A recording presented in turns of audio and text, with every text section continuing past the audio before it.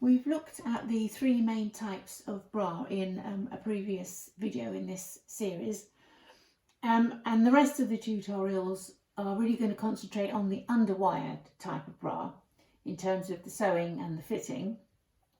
But once you know how to sew up a bra and what you're looking for when you're trying to work out the fit, these are interchangeable skills. It's what you need to know whatever type of bra you're making. I mean, you don't want the bra to fall apart, and B, you want it to fit. So it doesn't matter what type of bra really, but my expertise really, it sounds a bit grand, but the thing I'm most familiar with is underwired bras, so that's really what I'm going to concentrate on. So I think perhaps the most daunting thing about starting work with a bra pattern is the sheer number of different bits and pieces that are involved in what's really quite a small garment. It's bad enough that there are fabrics that you probably haven't experienced or maybe even heard of, such as duoplex, lingerie satin, power net, sheer cut lining and so on. But there are also various types of other things called findings. It's a bit like learning a whole new language. And the other thing you have to tackle and deal with is the fact that you've only got a 1/4 inch seam allowance, which is great if you're used to doing quilting. But if, like me, you've come from a dressmaking background, to go from 5/8 of an inch all the way down to 1/4 of an inch at first was just really, ugh. Anyway, so I think it might be useful for me to translate this whole new bra making language for you by going over the various components that make up a typical underwired bra. I think it's probably more sensible to start off with the cup. So let me just swap these over. Hopefully you can see this okay. So yeah, the cup. So this particular pattern is the Shelley pattern, and it has 4 pieces in the cup, you can see here. Other patterns may have more or fewer pieces. For example, the classic, the Linda, the Sherry types have only 2 or 3 in the larger size, 2 pieces in the cup, a top cup and a bottom cup. Whilst the ruby, the sapphire, the amethyst and the diamond, they all have 4 parts to the cup. But however many parts there are, they all have to be joined together. So essentially you're going to have pieces that form the top of the cup and pieces that form the bottom of the cup. So these 2 pieces in the Shelley pattern and half of this one, if you like, forms the bottom of the cup. And the bottom cup is really the workhorse of the bra. It's responsible for carrying the load, if you like, and providing some stability. Even if the pattern that you've chosen has been designed to use for a stretch fabric, like a jersey or a stretch satin or something like that, almost certainly the pattern instructions will say to line the bottom cups with a more stable fabric, such as a sheer cut lining or a duoplex. Otherwise, it's going to be like carrying 2 melons in a string bag. You've got really no support if you haven't got some stability in the bottom of the cup. The upper cup, or the top cup, doesn't really have a great deal of responsibility. It's kind of there to provide either a greater or lesser degree of modesty, depending on the look that you want. But really, it's kind of just a bridge between the bottom cup and the straps, if you like. So because it doesn't really have any heavy work to do, the top cup can be a nice, pretty, delicate lace or sheer or both. And this kind of thing is something that we're going to look at in more detail in series 3 when we talk about different stylings for bras. In this Shelley cup, there's an extra component, which is this section here, which is called a power bar, or known as a power bar. This section has stolen a bit from the bottom cup and a bit from the upper cup, and it's got joined together and it spans the top and the bottom cup sections. Its job is to direct the breast tissue towards the centre and also upwards The dogs, if you're not familiar with dogs, we'll talk about that in a minute not in a minute, but later on when we start to actually make a bra. But the direction that the fabric is trying to push the breast tissue is kind of this way. So it's towards the centre. This is the centre of the bra cup here. Towards the centre and upwards. The bottom cup pieces are also kind of pushing towards the centre and upwards. The top piece, this is not orientated as it's going to be when it's stitched together, because it's easier to do a kind of exploded diagram like this, if you like. But this top section runs kind of slightly diagonally, the top cup here. And that's so all of these fabrics are trying to herd your breast tissue into a certain position, if you like. So running along the bottom here, all the way down here, this little section and this little section, plus then this section here, they all join together and they form into the wire line, so called because that's where the underwire is going to sit. This section here is the section that's in your underarm. This is the neckline edge along here, and this bit here in this area is going to be your strap attachment point. So whatever style of bra and however many pieces in the cup, those are the main features of the bra cup. Okay, let's move that, shove that out of the way and bring this back. Hopefully that's in shot there nicely. So the other fabric components are these two pieces here, the red pieces. The top piece here is actually the back band piece, and this should be made out of power net. This is the section that provides the tension that we need to make the structure of an underwired bra work properly. It's the kind of engineering component, if you like. This is the top edge of the back band. This is the bottom edge, funnily enough. This little bit here is the strap scoop. This is where your strap elastic is going to be sewn, just in this section here, okay? This section is where the hook and eye is going to be attached. So it's important when you start to sew these two pieces together that you don't flip that upside down, because that's going to, well, you're going to have to just unpick it all again. But so just try and work out the orientation of the pieces before you start to sew them together, because it's very easy to flip things over. Ask me how I know that. Then this lower piece here is the front frame, the front band, whatever you want to call it, but essentially it's the bit at the front. Usually it's made out of the same fabric as the cups, for example Duoplex. This particular one has a curvy bottom edge, partly because of the alterations that I make for myself in the side section here, but it can be curved. It can be, some patterns have a much straighter line at the bottom here. For example, the ruby pattern has a straighter bottom edge. It doesn't really matter. It's just as long as you can understand what, or recognise what piece it is. So the back section, and the front section join together in this side seam here. It's vital that this section is stable. So again, as I was saying about the bottom cup, if you're making a bra with stretchy fabric, this front frame will always need to be stabilised with something such as sheer cup lining, or even Duoplex, although that would be a bit of a clunky bra, but it has to be stable, because this seam here is the brace between the tension in the back band and the front of the bra. If both of these sections were stretchy, you wouldn't get that tension that you need to make the underwire structure work. Then coming to the other side, this section here is the bridge, oh, I can't even say it, bridge section, i.e. the centre front.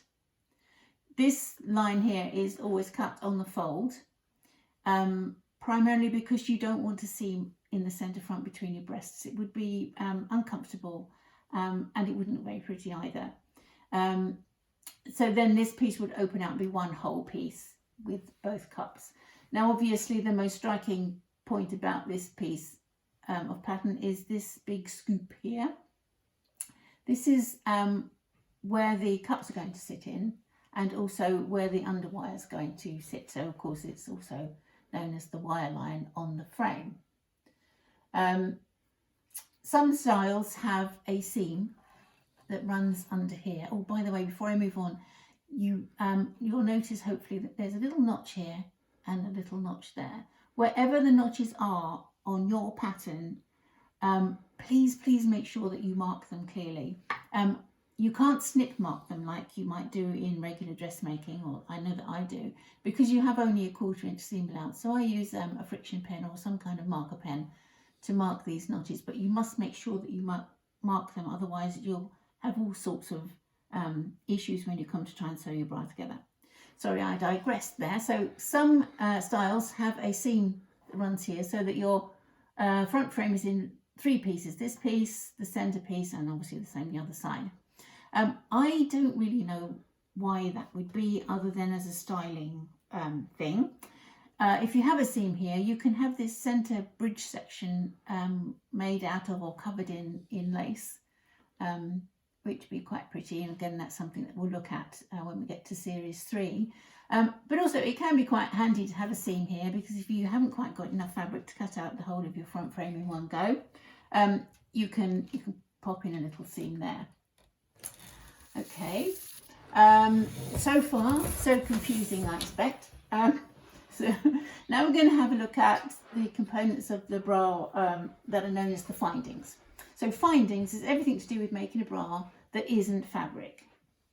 In other words, it's the hook and eye, the strap adjusters, and the various elastics. There's elastics, there's underwire channeling, excuse me, and there's hardware. Hardware is self-explanatory. It's the hook and eye and the rings and sliders. These are snazzy gold metally ones, or else they're coloured usually to match your elastics. Sorry, I lost track of myself. Yes, the hook and eye fasteners come as a set. So the hook eyes and the hooks. And they're typically described as being 2x3 or 3x3. This one is 3x3. So it's 3 rows deep and 3 along. A 2x3 would be 2 rows deep and 3 along. If you're not sure, you can't remember which is 2 and which is 3, have a look at the hook part. So this is 3 hooks, therefore it's a 3x3. Other bra styles might want you to have a 4x3 or a 2x4 or whatever it is. But as long as you can understand what's meant by that, you can substitute your preferred one if you like. If you don't want a 3x3, you find it too wide, you can substitute a 2x3 into your pattern, but that's for another day. The rings and sliders, the important thing about these parts is that they are the same width as your strap elastic, because if they're not, then they won't obviously act as an adjuster. If the strap adjusters are wider than your strap elastic, there's nothing for this to grip onto. It's not going to be able to be adjusted. And similarly, if your elastic is wider, then it will all be rucked up. When you buy a kit, from me anyway, the rings and sliders are always going to be the appropriate width for the strap elastic. But if you're freelancing and buying bits and pieces for yourself, do bear in mind to check the width of the strap elastic matches the width of the strap adjusters. This bit here, you probably can't see it very well. You might have to zoom in on your screen. But this is the underwire channeling. And it is a proper tube. You can kind of see, maybe I can poke that in there. The underwires sit inside, completely enclosed in the casing. It isn't like when you make an elastic casing for a dress or a blouse or something like that, where the elastic sits between this and your actual fabric.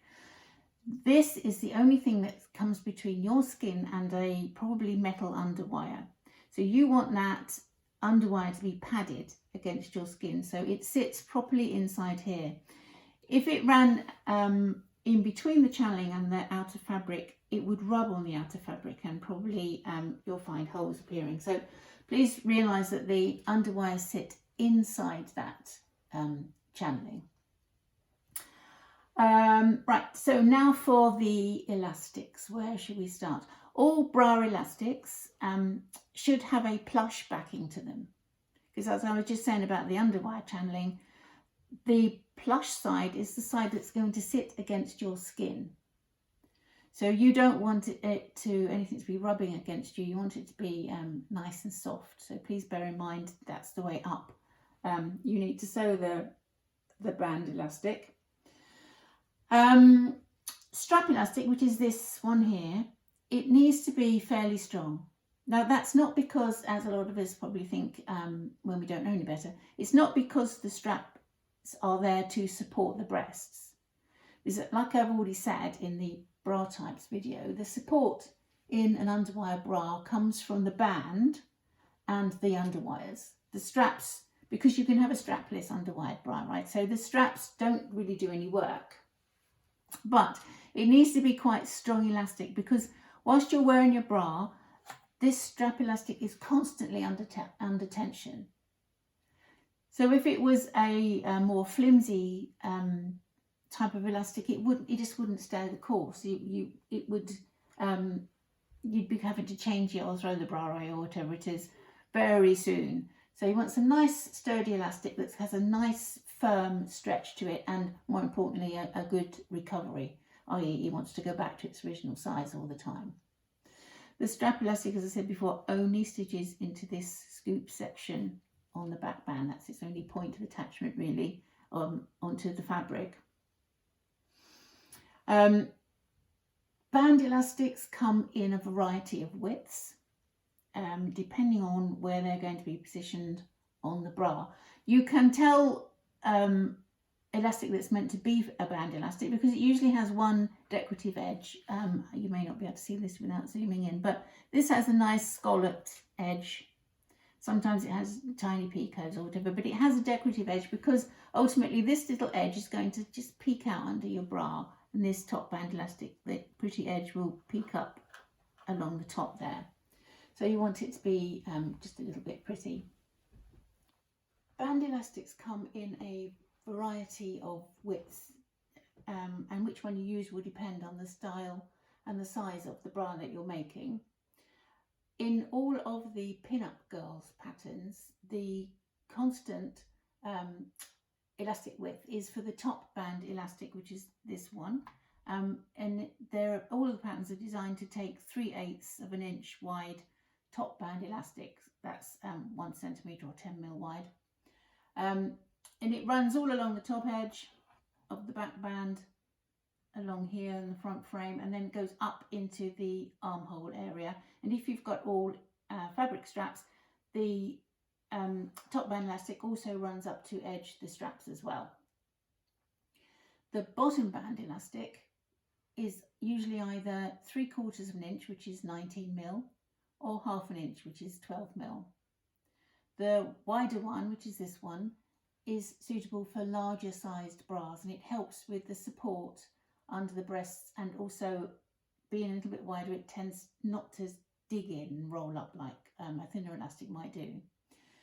The 12 mil elastic is suitable for smaller sized bras, and also styles where the front frame is designed to be thinner under the cups, such as the Ruby, for example, where this section here is just a little bit thinner, and therefore it needs a slightly thinner elastic.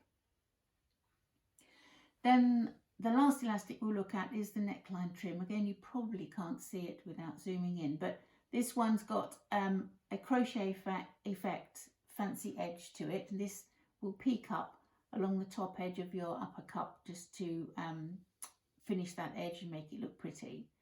All of the elastics are really not desperately used as elastic as such, which probably sounds a bit daft, but your bra needs to be able to move and be flexible. So the neckline trim elastic isn't stretched in place. It just sits there, and it serves as a way to finish the edge and look pretty. So it's form and function when it comes to the elastics. Some styles of bra, like the Ruby for example, don't have a fancy neckline trim. They use a fold over elastic, which gives a more tailored and slightly smoother look. So but of course you can mix and match. Once you know how to use the elastic and what you're doing with it, you can mix and match them between the styles if you want to. And then last but not least is the little bow. Only my very best fitting bras get a bow from me, because it's a bit like a badge of honour. Needless to say, when I first started out, I had a lot of unused bows in my collection. I think that's about it. So hopefully this has helped you to identify the various components of a bra and to gain a little bit of an understanding as to what thing we use when and where. So if you enjoyed this video, please give it a like and subscribe to my channel if you haven't already. And I'll see you next time. Thank you.